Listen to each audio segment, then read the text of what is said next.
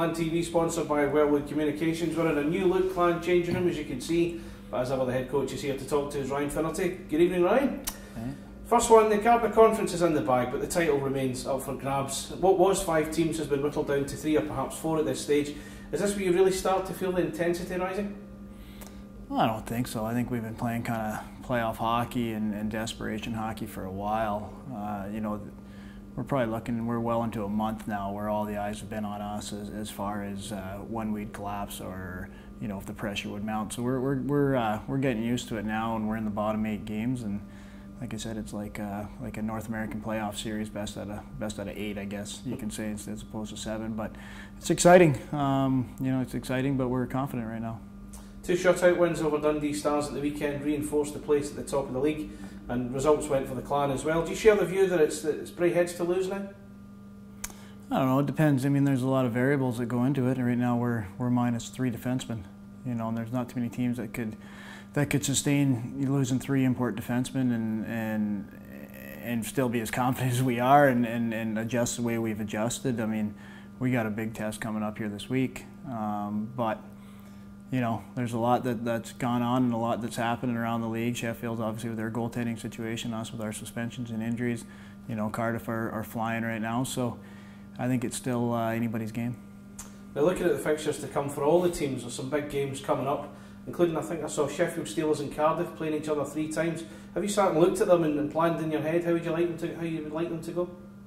Not really. Nothing really plays out when you look that way. We're just kind of looking at what we have. Right now we're in a situation where we can control our own destiny. We don't need any help, so there's no point looking at what's going on. But I'd be lying if I said I haven't looked at everybody's schedule and where everyone is. But to be honest, if you don't take care of your own business, it doesn't matter what other people do.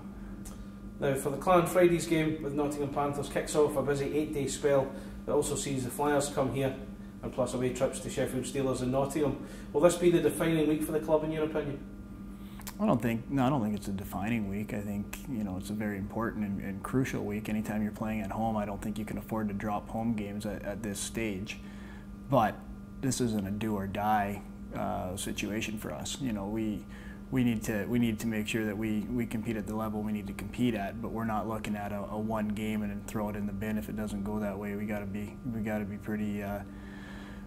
pretty level-headed here. There's still a lot of hockey left, and we got to make sure that we control our emotions and understand that it is only one game at a time. And you can't look at winning and losing as a turning point. You just got to keep on floating and see where you are in a few weeks. Nottingham are up first here on Friday night. Their disappointment at losing the Challenge Cup, the semi-final to Sheffield Steelers, that'll still be burning within Corey Nielsen and his team. With that in mind, will that require a slightly different mindset in the approach to the game? Not for us. I mean, we're approaching it. Didn't matter what their results were. We've got a game plan, and we're approaching it as a must-win for Clan. It doesn't matter what's going on in their camp. Obviously, we think they're going to come a bit harder, and they're not going to be happy with the result from last night, and may want to try to turn the fortunes here. But it doesn't change anything that we're doing. Our day-to-day is preparing for Nottingham, and whatever Nottingham turns up, we'll be ready for. Ryan Cavan has missed the last 3 games through an injury. What can you tell us about his progress, and is it likely he'll be back in the lineup this weekend at any point? He won't be back in the lineup this weekend. We are kind of hopeful for the following weekend, but until we get to probably next Wednesday, we won't know. We can't rush him back at this point, and we miss him. We miss him out there big time, especially on special teams.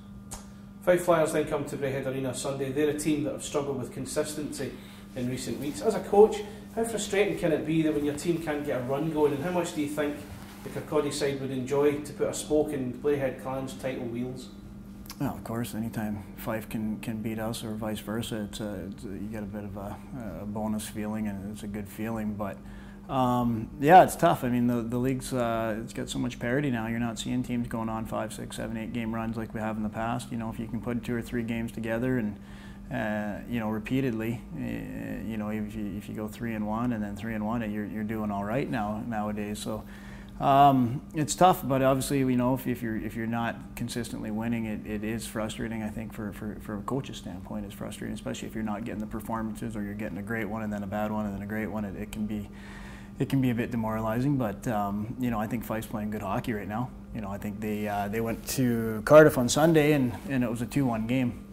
You know, they battled arguably one of the best teams in the league in their own building, which is a tough building on a long day for Fife, and they took them to 2-1. They got an empty netter at the end there, but it was a 2-1 game, and Fife had chances to steal it. I watched the game tape, and they look good. So Fife are dangerous, like we know. We know that they can come in and they can upset and they can score goals, and we got to make sure that once we take care of business on Friday, that we are prepared and ready for a battle come Sunday.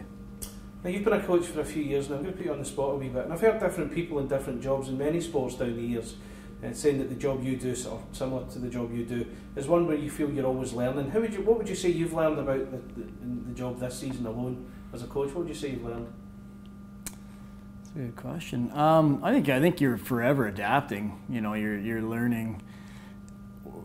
You're learning more about your team as the season goes on, and maybe individual players, and learning more about, you know, their personalities and maybe ways to improve their game from a coach's standpoint. I think that was one thing this season, is just getting to know the guys, and this year kind of relied on a lot of good feedback from players as far as asking them what they think, as opposed to just directing traffic out there. I think you can get you put the onus on the players. Sometimes you get a better result, you know, and sometimes you let them think it's their ideas and they go harder, and that's kind of how they teach children nowadays in schools. But no, it's good. It's great feedback when you can bring your guys in and you can ask what they think, and you know, they take a bit of ownership of what's going on out there. And as a group, I found that we actually respond better to that.